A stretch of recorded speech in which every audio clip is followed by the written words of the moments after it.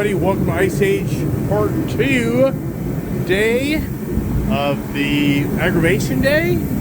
But hey, it's not the aggravation now, it's I'm going to put back in my Ford accessory rear box, where this goes right over here.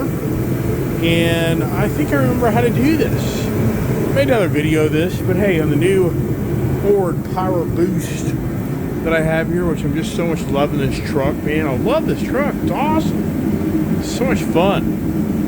And I'm gonna go ahead and put this in. Nothing radical. You get like an 8mm socket here, and you take the taillight assembly apart right here. It just pops out.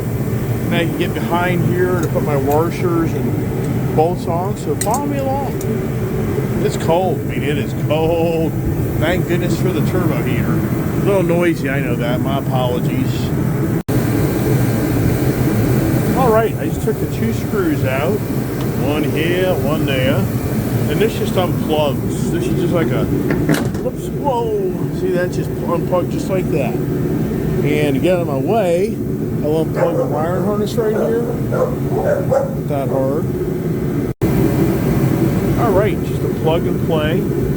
And now, there's already holes inside here where you just put these screws right through. We'll pull this back. See here, look. See that? That's pretty cool. So, follow me along here. All right. Now, you get a Torx 40 for the head here. And what we're going to do, if you really see these things here, let's go on the back side. Okay, these will go on this side here. Put that up in there. And you go top and bottom. So the top and bottom holes are the biggest ones, where you basically, this is behind that. And this one here, I'm just using a big flathead washer on the back side. Now we'll put this bracket right over this here. Since I took this bed liner, bed rug out of my other truck, it's already pre-drilled. So this will go just like this here. That's how this is going to look right here. Because this sits up into there to hold that unit. See that there? Alright, half-inch socket. So I've already taken the first bolt here, and I threaded on my washer and my lock nut in the lock and washer and lock nut, and then I'll use my wrench just to get back in here to hold it as I tighten my torch right here. So now I'll take the washer, and it's going to go like this here. It's going to go flat against the surface. Already cutting myself up. Doesn't end. Alright, got all the three screws in. This is all pretty well lined up here. And I think we're good to go on that there.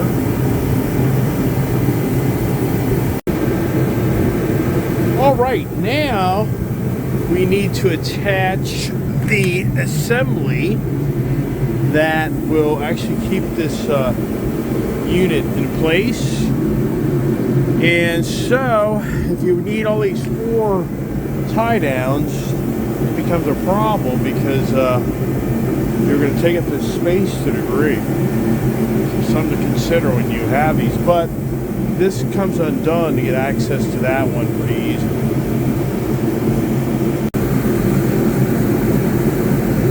Alright, so I just slipped it on, real simple. This thing just sits down on this bracket right here, real simple. It has a little strap back here that you can use here to make so that this doesn't go too far out on you. Which I'd use that if I was using. So what happens is this can sling way out. So I'd use that. And this has a locking mechanism right here. Kind of get another side here for you. So cool. You crawl around the bed of these trucks with a bed mat, bed rug. You're not killing yourself. So this here locks in, and this lets go. Let's see if I can get this here to there's a little thing so that on a hill or something get too crazy. So watch this here. There it is. See, it's pretty flush with the truck now, so it doesn't take up too much room. It's not going to impede into your bed too much, and it's very easy to remove. There's your locking. You can lock your stuff in there. It's a nice lock, which that's really nice.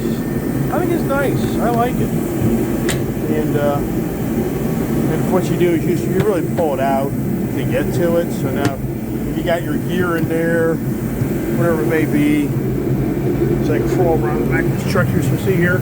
Now you're working off the back of the truck, and you can get access to it right here. And you can take the tray out and get a little bit more room. So you put stuff below here, stuff down there. So it's just another nice storage area. There's a part number, I guess. I don't know. So you just lock it up. There it is. And so it's not going to be going anywhere down the road. So you just pull the handle here, and it comes right out. So now I'm ready to put the light back in. So just plug this in here. Got your two rubber grommets. It just plugs in, and you got your two screws here.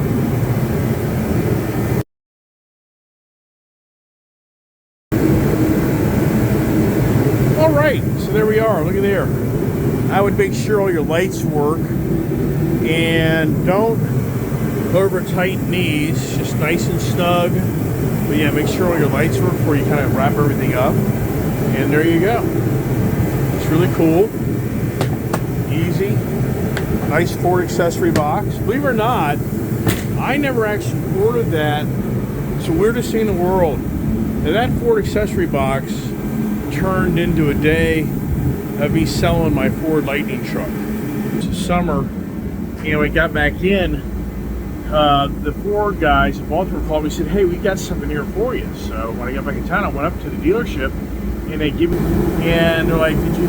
I'm like, "I don't remember ordering that." Like, well, it's yours. Your name's on it, so it's yours.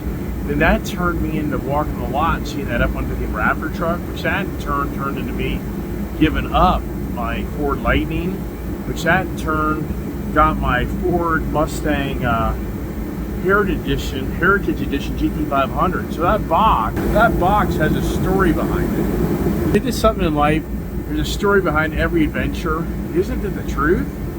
Wow. I mean, that's no lie. What about box coming in? I'm not so sure all the things that played out that day would have ever played out, because supposedly the day I did that whole deal in that Heritage GT500, there was a guy local here that drove that dealership shortly after I left for that car to buy that car.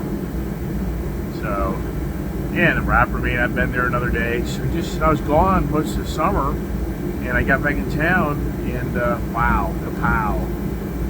All right, everybody, thanks for watching. Hope this helped you make a decision on whether you want to get a Ford accessory rear box to bed of your F-150 truck, or I'm sure an F-250 would probably work. I don't know. I'm not sure on that, but I would think so. Pretty universal. So hope this video helped you see if you like this or not.